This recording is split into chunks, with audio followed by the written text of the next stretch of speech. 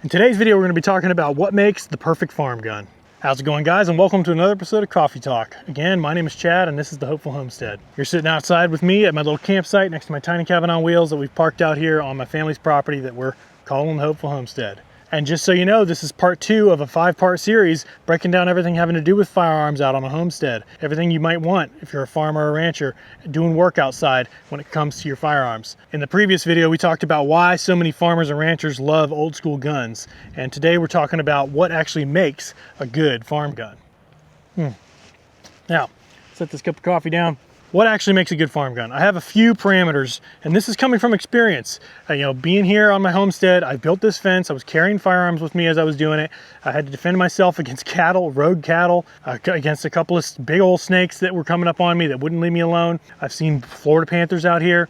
So I've got plenty of reason to be carrying some firearms with me when I'm outside on my property doing work. And when it comes to firearms, they need to be reliable. They need to be sturdy, and they need to have good build quality. And that's why I prefer old school revolvers and lever guns. Good old fashioned wood and steel that I can count on working in a pinch, that if I drop it out my truck when I'm driving along the gravel driveway, it's gonna get dinged up, but it's still gonna work. I don't have to worry about recharging the batteries on any of the flashlights or accessories or red dots. I don't have to worry about any of the batteries corroding from humidity because of how hot and humid it is here and down in South Florida outside on a ranch. I don't have to worry about any of those things because old school wood and steel revolvers and lever guns just work. That's one of the things that matters to me, is the build quality and build materials of your firearm. To me, it should be wood and steel, something you can just count on, just lasting for a long time, that requires very little maintenance and just works. And parlaying off of that build quality is it's got to be something that's simple. That's why I like good old-fashioned lever guns, good old-fashioned revolvers, single actions, because those actions on a lever gun and on a single action revolver, they rely on you to actuate the rounds up into the chamber with a lever gun, or rotating that cylinder via manually cocking the hammer on a revolver. All of that means that you're not relying on the gases of the round to actually move the action. And that means that it's not going to get gunked up as easily. It's going to be something that you can rely on with little maintenance, because as a farmer, rancher, homesteader, you want your guns to just work, and you don't want to have to fiddle with them too much. You don't want to have to baby them. Babying them when you're out working, you don't want to have to be fearful of them being dropped and getting ruined.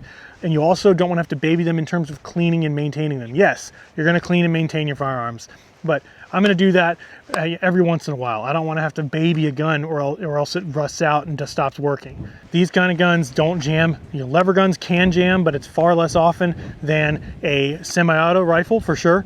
And my revolvers have never jammed, because for a revolver to jam, it means you're having a catastrophic failure of the firearm in some kind of way, which is nowhere near as common as a semi-auto pistol jamming. So for me, I can count on 5 or 6 rounds in that revolver being at the ready almost no matter what. And that matters for when you're outside amongst wildlife that could be dangerous. Another thing that is important with a farm gun, and that has to do with the caliber, the cartridge. If you're using some, heavy duty, 9mm, pretty dang loud, especially coming out of a short little pistol. And certainly rifle calibers, if you're carrying an AR-15 and .223 or something, that stuff is loud. And realistically, you need to be wearing hearing protection if you're going to be deploying that regularly.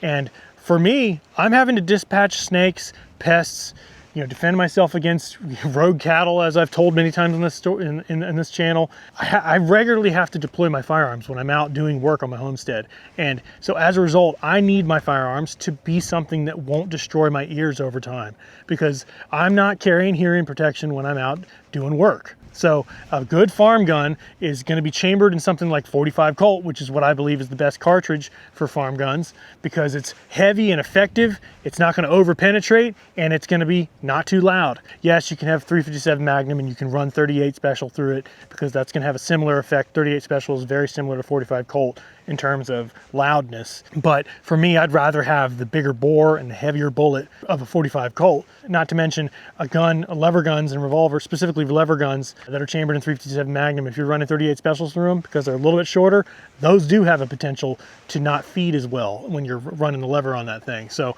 if you're getting a 45 Colt lever gun, you're going to have it designed and working according to 45 Colt cartridges running through that thing. So it's not going to be as likely to jam. And finally, my last point about what makes a good farm gun is something that's not too expensive. You know, if you're going to get a cheap AR, it might not run very well. If you're going to get a cheap semi-auto pistol, it might be more likely to jam. And you know, I've experienced that with different firearms I've tried out.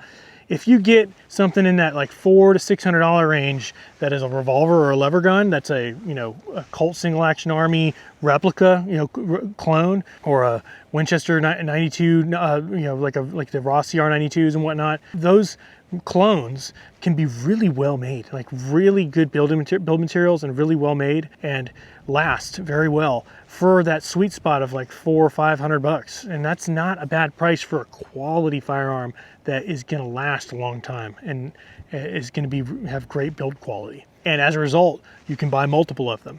You know, in my opinion, you can have 2 or 3 of the same lever gun stocked up with your, you know, somewhere in your house, out on your ranch. You have 2 or 3 of the same revolver, to where they share parts, to where you can, you know, service them if you need to, or you can have duplicacy of multiple of the same type of gun that you're familiar with and can run the same way, and you know, fits into your workflow of you doing work on your homestead. And you can even rotate through them so that they're being exposed to the elements outside with, you know, hot, humid weather or whatever you're dealing with kind of climate you're in. You can rotate through them, extending the life of them as well. So as a result of them being more affordable yet still high quality build. And so that's what I have to say about what makes a good farm gun. And if any of you out there are farmers or ranchers, I see you and I hear you, because I've been hearing you in the comments. A lot of you agree with me on my statements here. What works out, you know, when you're outside on your land working, doing projects on your property. These old school guns just work, don't they? That's going to do it for today's video though. Thanks for being here. I appreciate it. Part 3 of this series is coming up right here for you to click on, all about what makes a good farm pistol. So breaking down specifically what makes a good pistol, branching off of what we talked about today and more a broad general term of what makes a good farm gun. Going to be breaking down what makes a good farm pistol. So go click on that video and I'll see you over there in a second. Thanks guys.